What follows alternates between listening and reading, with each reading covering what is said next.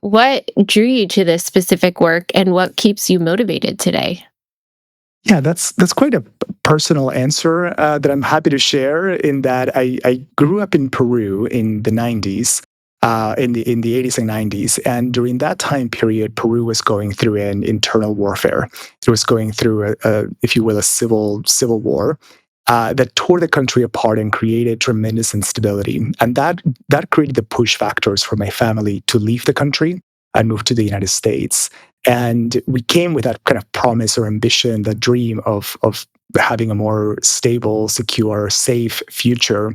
And so as a child, I saw firsthand how systems that were failing or government that had left a vacuum left vulnerable populations or left people vulnerable or at risk of exploitation and violence.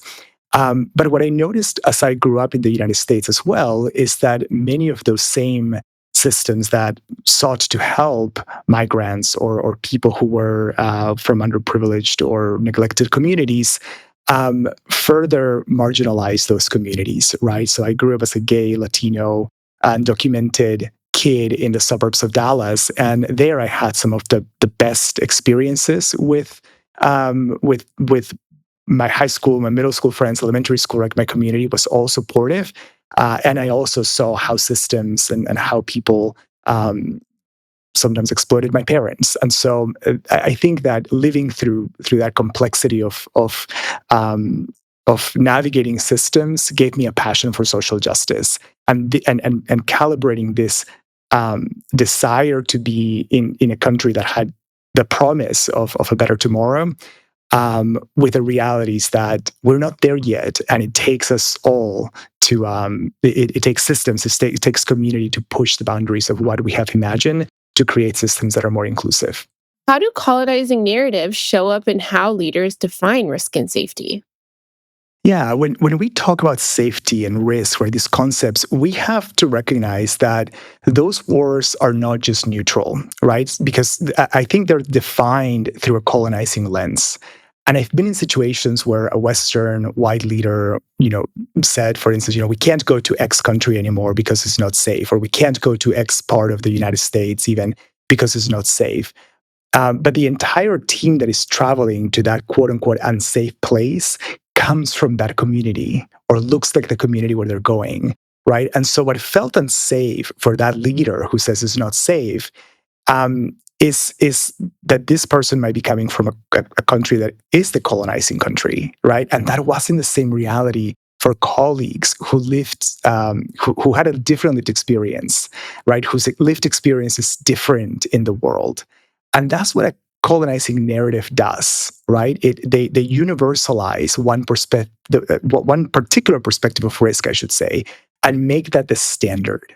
When in fact, I think safety is experienced very differently depending on who you are and where you're situated, right? And I've felt this dynamic personally as well. So I'm often criticized for being too compliance focused, for example, or too risk averse.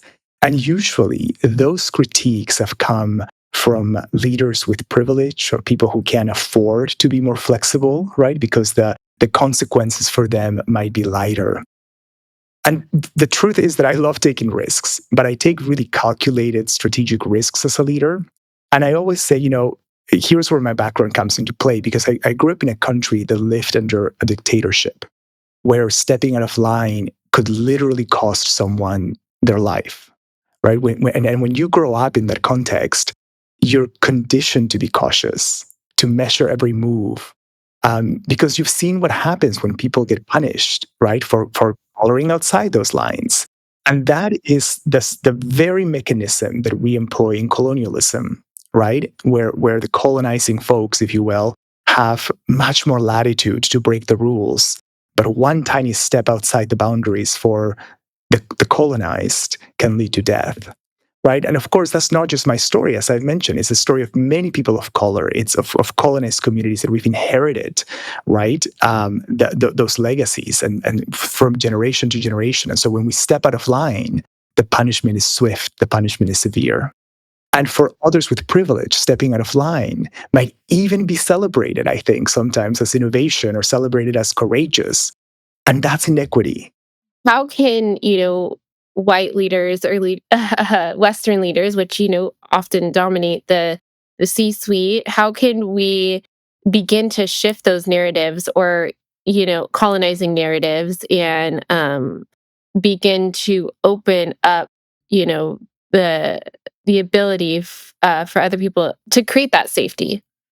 Yeah, it's a great question. I think that one of the most overlooked ways that colonizing mindsets shows up in organizations is how labor, how imagination gets distributed. So certain people, right, and it's often white leaders, people with privilege, people at the top of the hierarchy, they're given the space to imagine, to think about the future, to design strategy, to innovate, right? Like you sit down and you're it's kind of the armchair anthropologist, if you know that imagery of just kind of sitting back and philosophizing about the world and thinking about what solution you might present, right? And that's presented as visionary leadership, which it is, right? But meanwhile, leaders of color and frontline staff, who are often people of color, right, in human serving organizations, they get stuck in the day to day of keeping the wheels running, keeping the wheels turning, moving things along, and they're overloaded with execution. They're overloaded with compliance, with putting out fires, right? They're in this hamster wheel of emergency. And I think that the reality is that if you can't if you can't rest, if you can't take space for disconnecting from the day-to-day grind, you can't be creative. You just can't be creative when you're exhausted.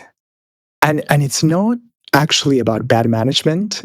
It's about how privilege works in my mind. I think privilege creates a buffer that gives some leaders the time and the psychological safety to imagine bold new systems, right? But the people closest to the ground, who often have the sharpest insight into what's actually broken, what's marginalizing people further, they don't get that same space, right? So instead, they're expected to carry untenable workloads. I worked with someone who had 300 people, 400 people in their caseload, right? And so when that burden hits, no, seriously, I mean, it's just ridiculous. So I think when that burden becomes overwhelming, right, we tell them you're not resilient enough. You haven't done time management in the way that you should, right? You should be compartmentalizing your day in a better way. And I'll just end by saying, I think that decolonizing leadership asks us to flip that script. It means that you have to recognize that imagination is actually not a luxury. In my mind, I think imagination is a right, and it's a responsibility that we should share. And organizations need to intentionally carve out the space for leaders of color and frontline staff to step out of survivor mode and into spaces of creativity, spaces of rest. And that could look like redistributing the workload, rethinking whose labor is invisible, creating structures where the frontline staff are part of the innovation conversations instead of just the implementation that happens afterwards, right? And I think that the best systems don't just come from the people, as I've mentioned, who are protected from harm. It comes from those who've had to navigate broken systems, who know where the cracks are because they've lived through those cracks, right? But if we only give imagination to the privileged, we lose the wisdom of those lived experiences.